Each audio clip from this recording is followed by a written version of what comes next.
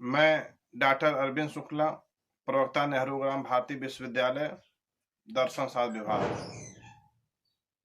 इस लेक्चर में हम बीए पार्ट 2 एवं एमए चतुर्थ सेमेस्टर के लिए तर्कशास्त्र में अव्यवहित अनुमान पर लेक्चर देने जा रहा हूं। Immediate inference.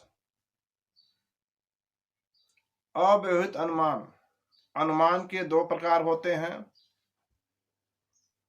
अव्यवहित अनुमान और व्यवहित अनुमान। जब एक ही तर्कवाक्य से हम निष्कर्ष निर्मित करते हैं तो इस प्रकार के अनुमान को अव्यवहित अनुमान कहते हैं, और जब दो तर्कवाक्यों से निष्कर्ष निर्मित करते हैं तो उसे व्यवहित अनुमान कहते हैं। अव्यवहित अनुमान, अव्यवहित अनुमान के तीन प्रकार बतलाए गए हैं। पहला है परिवर्तन, दूसरा प्रतिवर्तन और तीसरा प्रतिपरिवर्तन। तो अव्यवहित अनुमान के हम परिवर्तन के नियम पर विवेचन करने जा रहे हैं। परिवर्तन का नियम, जब किसी परिवर्त्य तर्कवाक्य में कुछ नियमों द्वारा उसे परिवर्तित तर्कवाक्य में प्रस्तुत करते हैं, निर्मित करते हैं, तो इसे परिवर्तन का नियम कहते हैं। परिवर्तन के नियम में ए तर्कवाक्य का परिवर्तन, ए तर्कवाक्य का परिमित परिवर्तन आई में होता है, आई तर्कवाक्य आई में होता है परिवर्तन, ई तर्कवाक्य का परिवर्तन ई में होता है और ओ तर्कवाक्य का परिवर्तन नहीं होता है। परिवर्तन में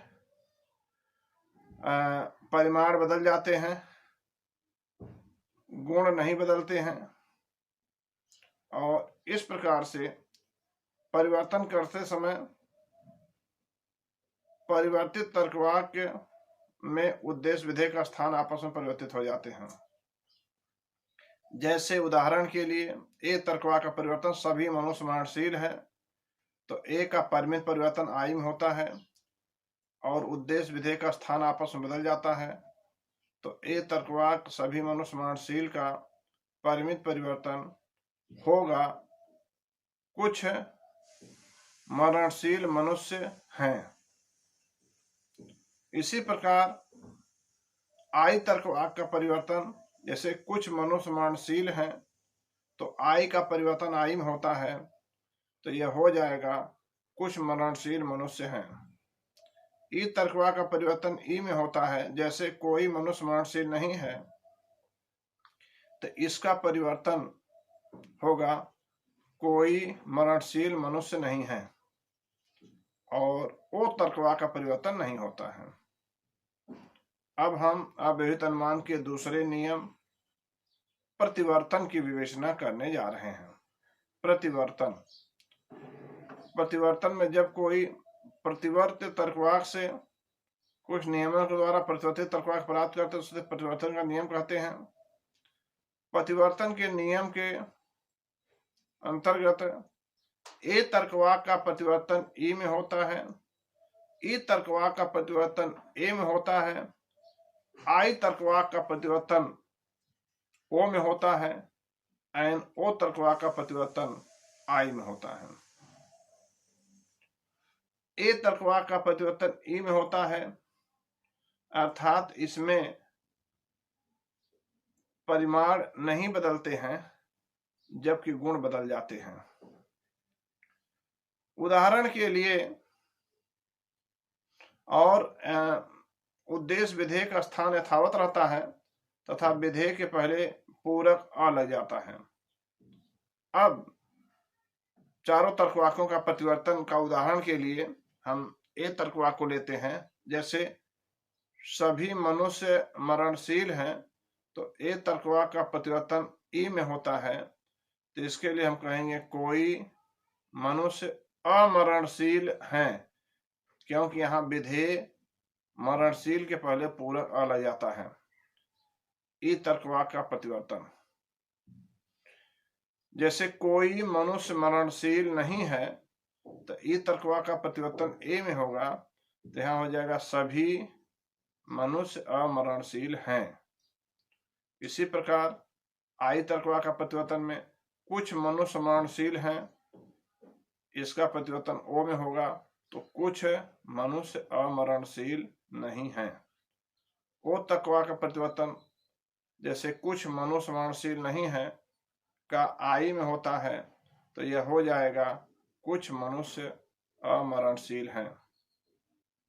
अब अभिहित अनुमान का तीसरा नियम, प्रति परिवर्तन का नियम।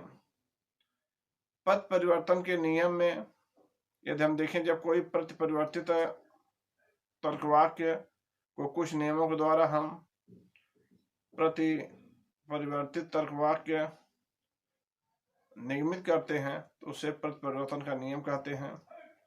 इसमें उद्देश्य विधेय का स्थान आपस में बदल जाता है तथा दोनों के पहले पूरक आ लग जाता है, और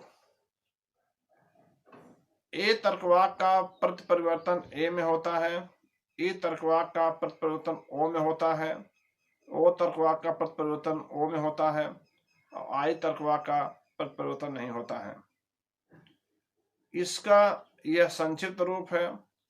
यदि प्रति परिवर्तन शब्द से ही स्पष्ट हो जाता है, प्रतिवर्तन फिर परिवर्तन फिर प्रतिवर्तन, जब किसी तर्कवाक्य का पहले हम प्रतिवर्तन करते हैं, फिर जो हमें प्राप्त होता है उसका परिवर्तन करते हैं, फिर जो प्राप्त होता है उसका हम परिवर्तन कर देते हैं, तो हमें अभीष्ट तर्कवाक्य का परिवर्तन प्राप्त हो जाता है। इसका 60 विधि में उद्देश्य विधेय का स्थान आपस में बदल देते हैं और दोनों के पहले पूरक आ लगा देते हैं।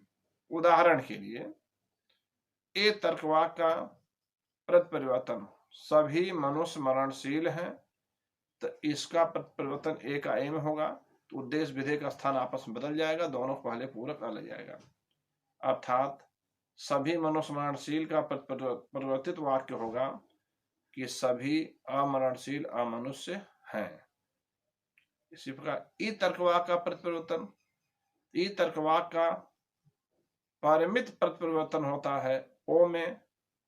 जैसे कोई मनुष्य मरणशील नहीं है, तो यह ओ में प्रतिपरिवर्तित होगा, तो यहां हो जाएगा कुछ अमरणशील अमनुष्य नहीं है।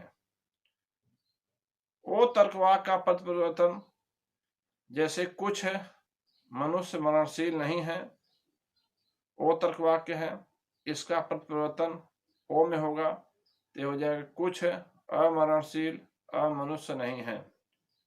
और आई तर्कवाक्य का प्रतिपरिवर्तन नहीं होता है।